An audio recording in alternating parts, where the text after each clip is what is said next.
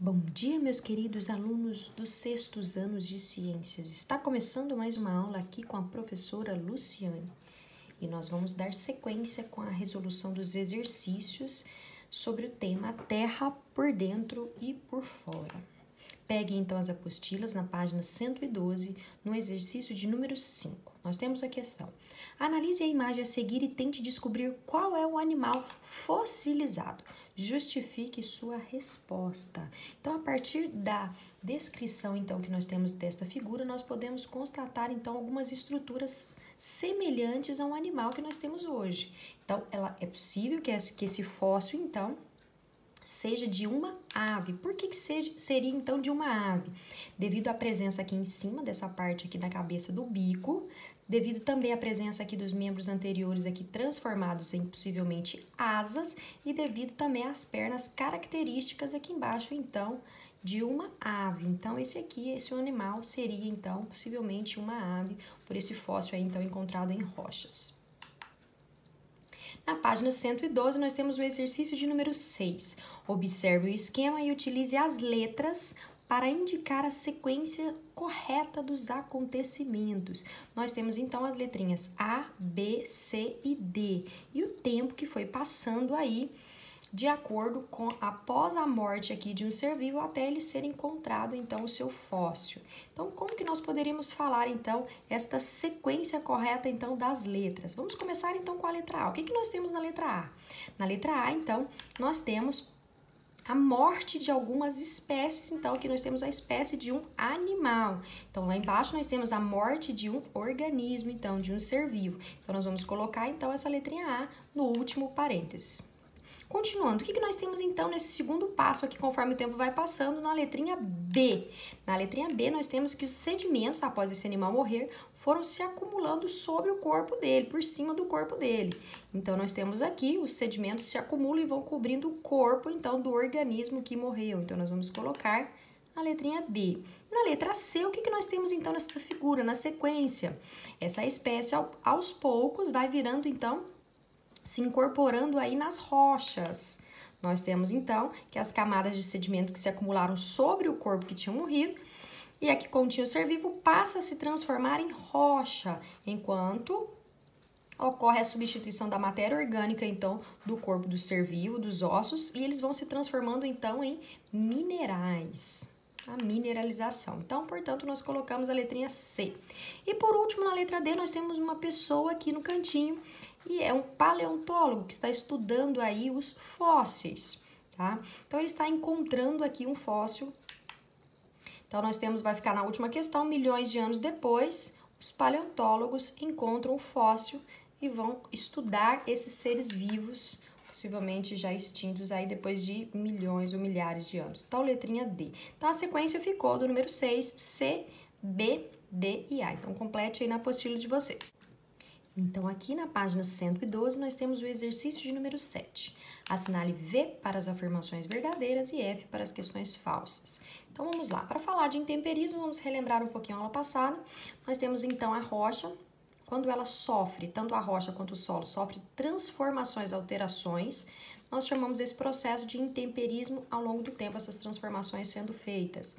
Porém, se o processo for bem agravado, nós vamos ter, então, esse processo de intemperismo bastante agressivo, nós podemos provocar, então, uma erosão. Quais são os fatores que podem levar, então, ao intemperismo? Os agentes intempéricos, nós temos aqui em cima, então, nós temos o vento, nós temos as temperaturas representando a intensidade solar, nós temos a água, aqui no caso das chuvas, e nós temos também os seres vivos atuando na transformação dos solos e das rochas. Então, letra A. O intemperismo atua na formação das rochas sedimentares. Então, as rochas sedimentares são formadas pela aglomeração, a junção, então, de sedimentos em camadas e vão compactando, portanto, verdadeiros. Letra B. O intemperismo só acontece em rochas sedimentares? Falso, porque não é somente o que acontece nas rochas sedimentares. Pode acontecer também somente por sedimentos ou também outras rochas. Na letra C, o intemperismo biológico, aquele causado pelos seres vivos, pode atuar na formação do solo? Sim, ele pode estar formando novos solos aí, sendo alterados, sendo uma raiz, sendo uma minhoca, sendo qualquer fator aí de vida podendo alterar e formar um novo solo. Na letra D, a água não interfere nos intemperismos, nem físico nem químico, muito pelo contrário. A água interfere sim, tanto nos processos físicos, podendo alterar a estrutura, o formato aí do solo ou da rocha, como quimicamente, tá? Também alterando a composição química aí do solo ou das rochas. A água pode interferir e vai interferir sim se ela estiver presente. Na página 113, nós temos a questão de número 1. Complete a cruzada a seguir. Então, vamos lá. Vamos às características para nós completarmos, então, com os nomes.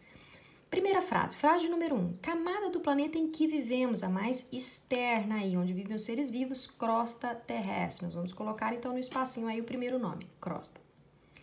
Frase de número 2, local onde há magma. Magma, então, é a rocha derretida, nós encontramos na segunda camada, nós chamamos, então, de manto.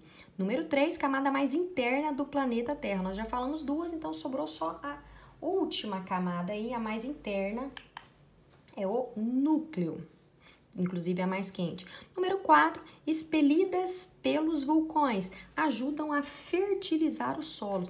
Então, junto com a lava, a rocha derretida, nós vamos encontrar, então, grandes quantidades de cinzas, tá? Obviamente, são riquíssimos em nutrientes, tá? E então vão ajudar a colocar esses nutrientes a fertilizar o solo. Número 5, as placas que correspondem a divisões da litosfera. Essas placas são denominadas de placas tectônicas, gigantescos blocos de rochas que ficam, então, sob o manto. Número 6, o que vai evidenciar a existência da Pangeio? Que estruturas que podem provar, então, que existiu esse grande e único supercontinente? A presença de quem? Dos fósseis encontrados em diferentes continentes bem distantes, aí provando que possivelmente eles poderiam estar juntos.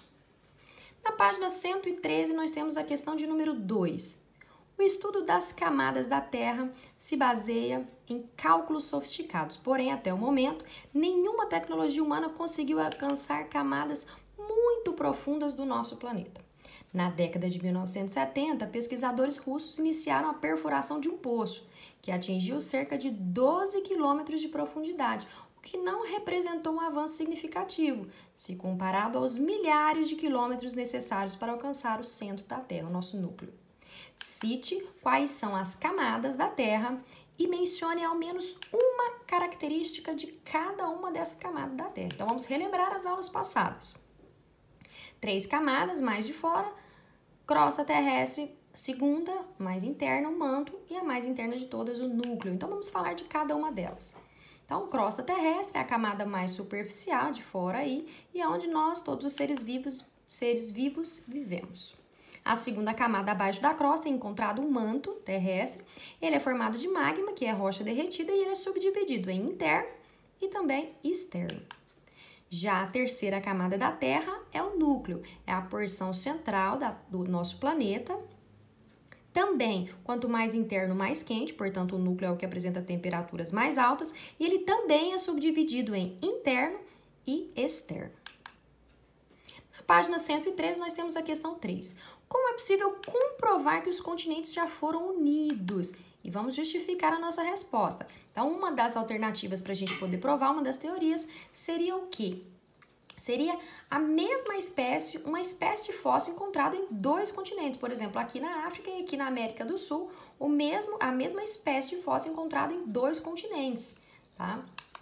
A segunda seria um encaixe perfeito aí dos continentes, formando um quebra-cabeças. Nós temos então a Pangeia, formando esse único grande supercontinente. Hoje eles estão afastados dessa forma, então se nós unirmos aqui, seria como um encaixe perfeito.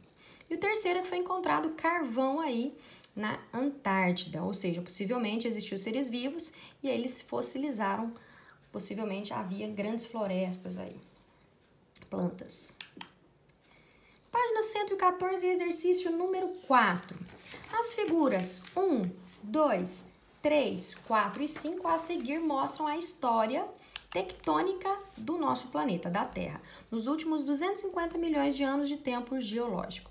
Cada era, período e época da história geológica da Terra teve uma distribuição de terra e mar, com regiões climáticas, vegetação e fauna distintas, caracterizando uma geografia física diferente da que presenciamos hoje. Com base nas figuras, nós temos 5 figuras aí. apresentadas, responda. Qual dessas 5, dessas formas, representa o continente Pangeia? Vamos relembrar, então, aulas passadas. O continente, o único super grande continente, denominado de Pangeia, toda essa parte aqui em laranja, onde todos os continentes estavam unidos, interligados aqui, envolvidos por um único super oceano Pantalassa. Então, que represente aqui qual desses 5 ali, os continentes estão mais juntinhos, mais próximos um do outro. Figura 1, 2, 3, 4 ou 5. Vamos lá? Mais juntinho, parecendo com essa figura nossa colorida da apostila de vocês, nós vamos encontrar o número 1. Portanto, nós vamos marcar um X na letra A.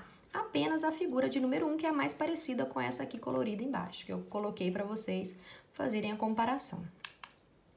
Na página 115, na questão de número 5, observe as imagens a seguir e identifique quais são os 3 daqui, dos 3 tipos de rochas representados em cada uma delas. Então, nós temos 3 figuras e, obviamente, 3 tipos de rochas diferentes. Vamos começar com essa primeira. Nós temos aqui diferentes camadas de sedimentos aqui, tá?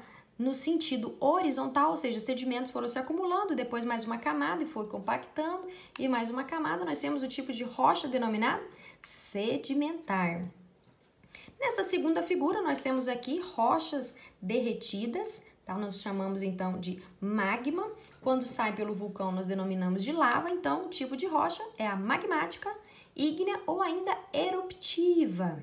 E o terceiro e último tipo aí, que tem diferentes estruturas, diferentes colorações, tanto horizontal quanto vertical, diferentes texturas também, seria então uma rocha sedimentar ou magmática que foi alterada por pressão e temperaturas, que são as rochas metamórficas.